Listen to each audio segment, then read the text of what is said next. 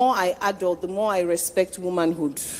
The more I don't know how people used to do it. I still don't even know how I'm doing it. It's just the grace of the Lord, right? And in the midst of all of that, we're still meant to be godly.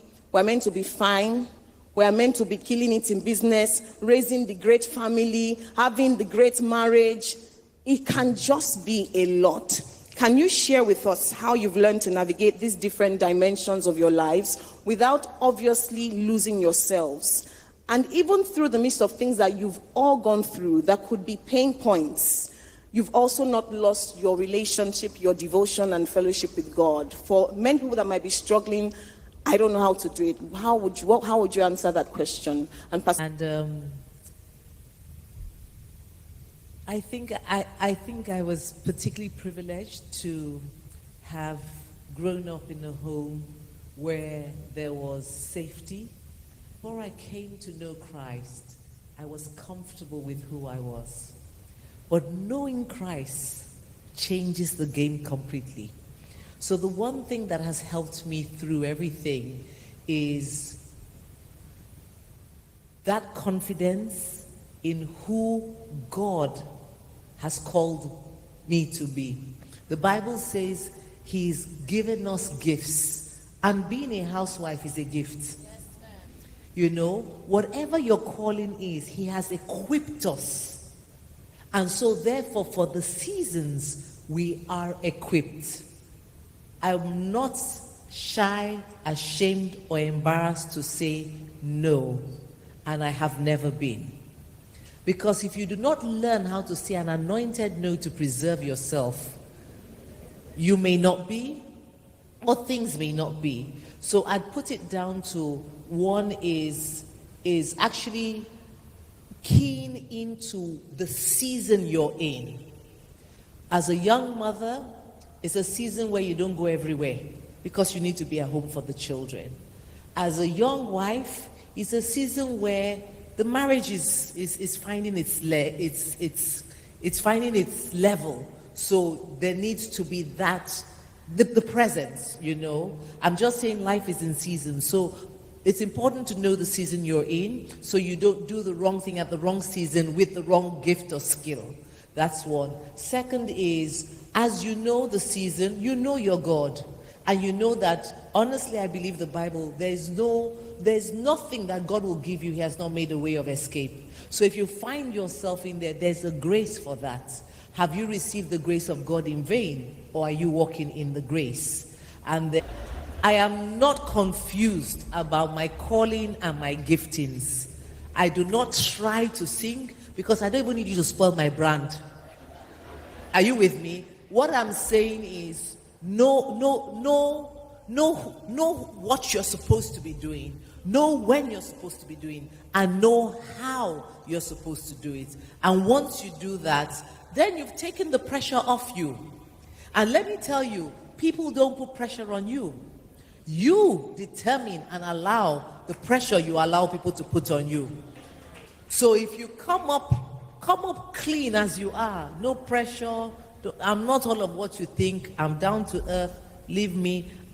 We're human beings as pastors' wives. Some days I'm not in the mood for company. Some days I don't want to greet you, I don't want to pray for you. I don't want to. Can I not be human?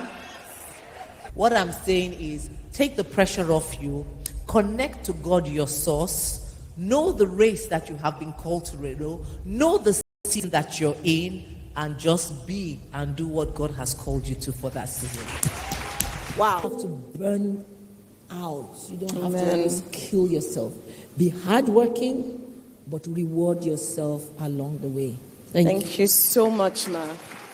Faith standpoint, I think one of the things I learned, when I look back now, is that church activities is not equal to true transformation.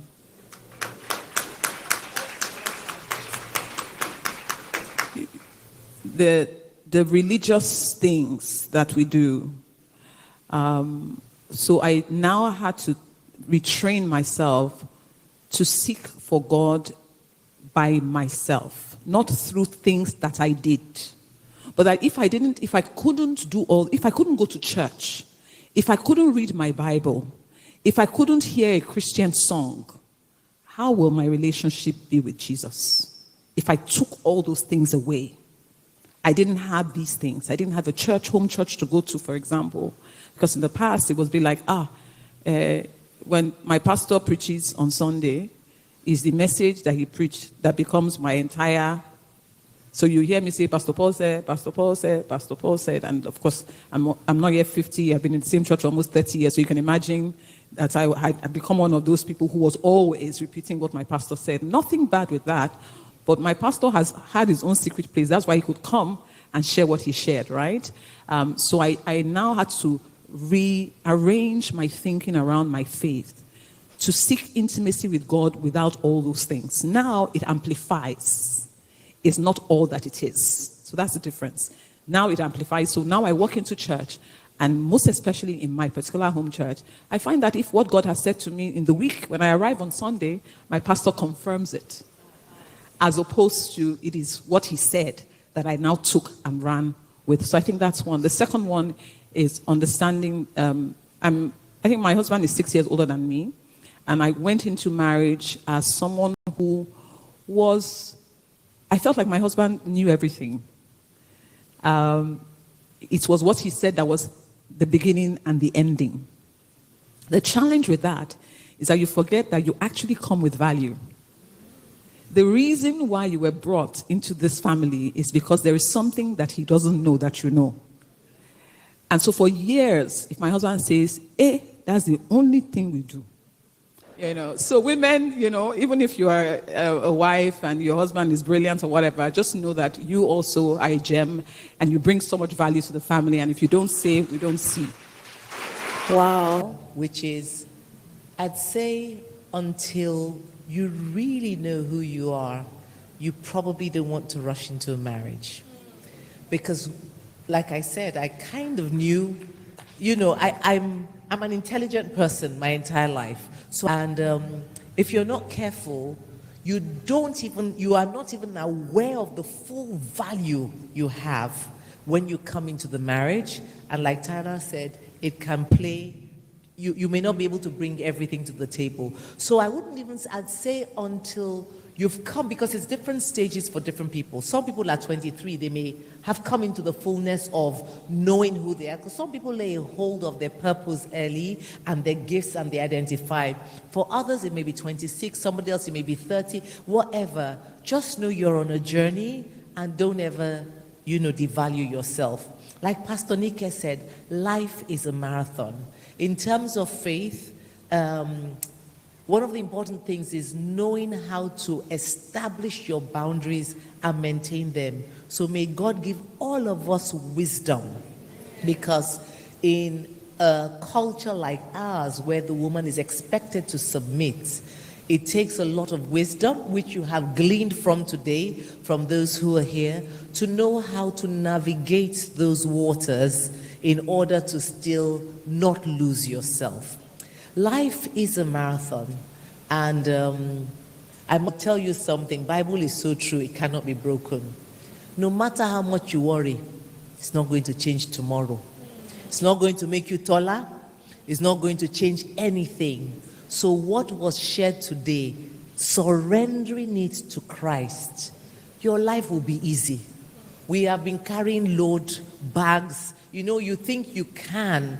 And like Pastor Nike said, by virtue, I guess God will not really allow a person also as mothers is to want to fix everything, especially when it's people dear to you.